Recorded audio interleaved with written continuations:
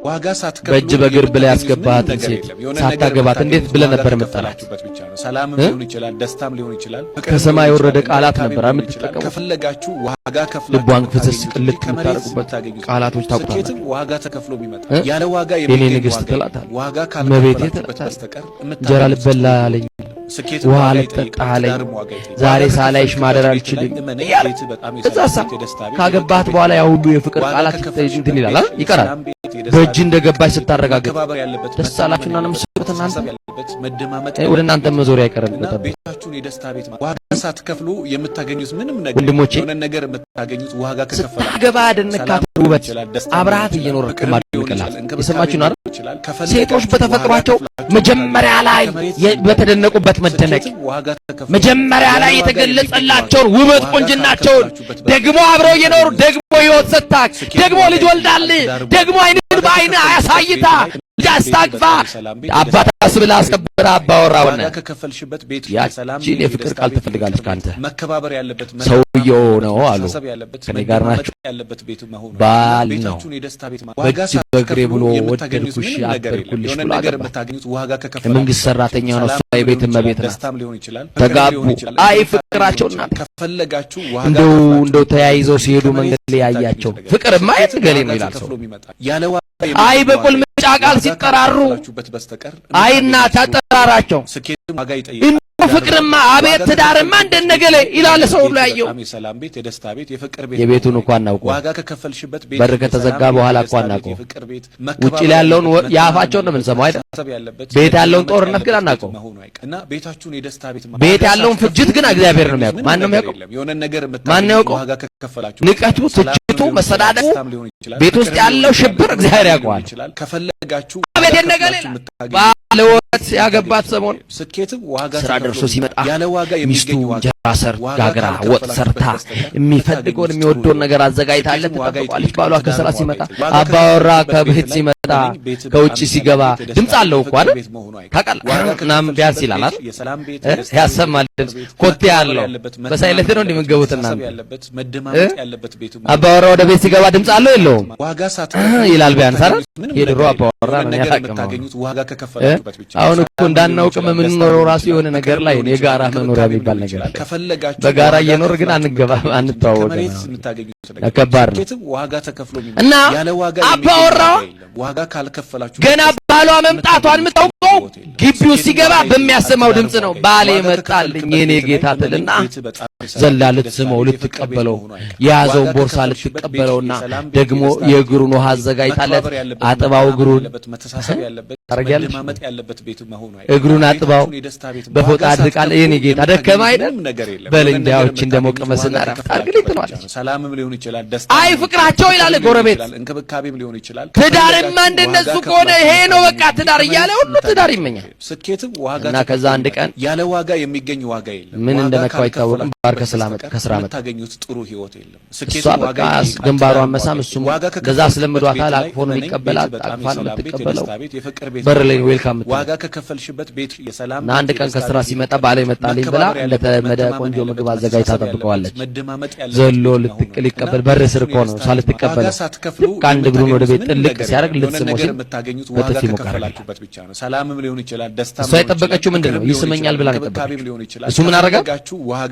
በጥፊ አንድ ጊዜ ሞቅ አረጋላት እና ዋጋ ተከፍሎ የሚመጣ ምን ያሳቃቸው የሚገኝ ዋጋ የለም።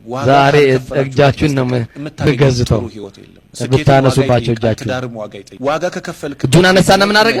መታ ደነገጠች። የፍቅር ቤት መሆኑ አይቀር ከዚህ በፊት የሌለ ልማድ ነው። አያችሁ አዲስ ልማድ መከባበር ያለበት መተማመን የተጻፈው ፊቷን ይዛ እንዴ ከመቼ ጀምሮ ምን አረጋው? ምንም ነገር የለም። እኔ ልስመው ባልኩ ዋጋ ከከፈላችሁ ብቻ ነው ሳመኝ።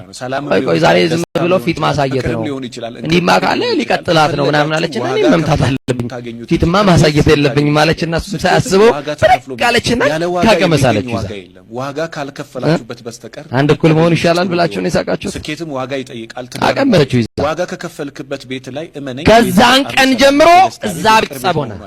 ዋጋ ከከፈለ መቼ ነው እስቲ አስተውሉ አለመግባባት የተፈጠረው? መቼ ነው እናንተ ትዳር መደፍረስ የጀመረው?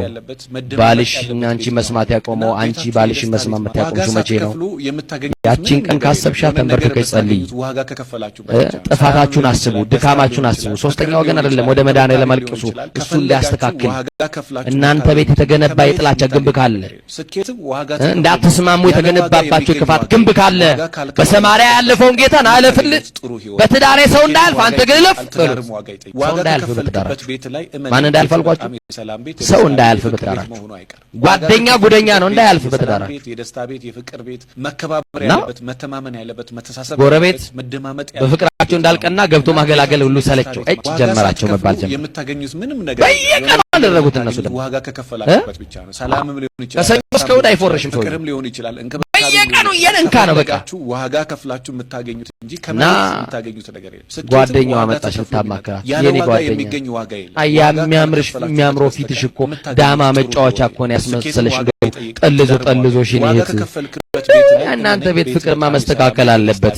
እንደው አንድ ነገር መጥቶልኛል አለች። የሰማችሁኝ? ፊቷ በልዞ በድብደባ እንደው እናንተም ደግሞ የሴት ፊት ደግሞ አይደለም እናንተ እጃችሁን እንዳታነሱ ነገር የለም። የሆነ ነገር የምታገኙት ዋጋ ከፈላችሁበት ብቻ ነው። ሰላምም ሊሆን ይችላል። ምን ላድርግ ትዳሬ እኮ እንዲስተካከል ፈልጋለሁ። ማን ማይፈልጋል? ከፈለጋችሁ ዋጋ ከፍላችሁ የምታገኙት እንጂ ከመሬት ሲብስበት እኮ ነው ተነስታ እናቷ ቤት የምትሄድ ያለ ዋጋ የሚገኝ ሲብስባት እኮ ነው ጓደኛው ሲብስባት እኮ በሌሊት ልጆቹ አራስ ልጅ ይዘው እኮ ቤተክርስቲያን በሌሊት መጥተው የሚያለቅሱ እኮ ገጥሞን እናውቃለን።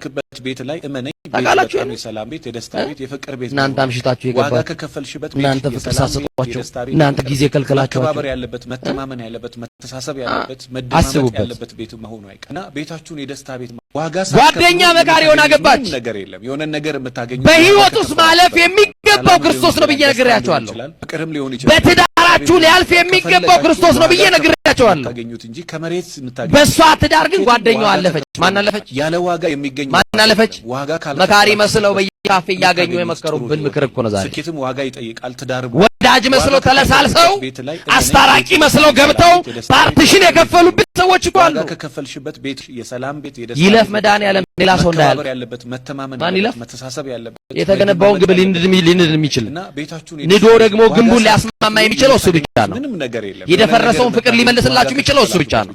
ሰላም ሊሆን ይችላል፣ ደስታም ሊሆን ይችላል፣ ፍቅርም ሊሆን ይችላል። ምን ብላ መከረቻ መሰላችሁ? ሐዋርያው ቅዱስ ጳውሎስ ክፉ ጓደኛ መልካሙን አመል ያጠፋል ይላል። ምን አይነት ጓደኛ?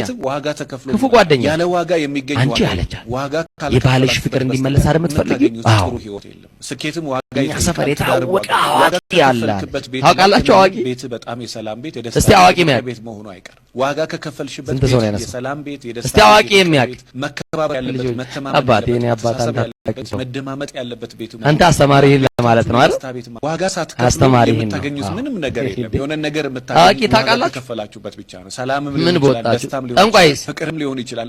አጠይሜ እኮ ነበር ያወራሁላችሁ። ዋጋ ከፍላችሁ የምታገኙት እንጂ ከመሬት የቤት ሂጂ እያለቻት ነው። ስኬትም ዋጋ ተከፍሎ የሚመጣ ያለ ዋጋ የሚገኝ ቀጥታ ጠንቋይ እንዲህ ሲባል እኛ ረረኒ ስላሴ ቤት እነዛማ አልሄድም። አዋቂ ስንባል ግን ሄዳለሁ። ዋጋ ይጠይቃል። ትዳር ስሙ ተስተካክሎ አይደል? ከፈልክበት ቤት ላይ አዋቂ ቤት ሂጂ አለቻት። ትዳርሽ ይስተካከላል።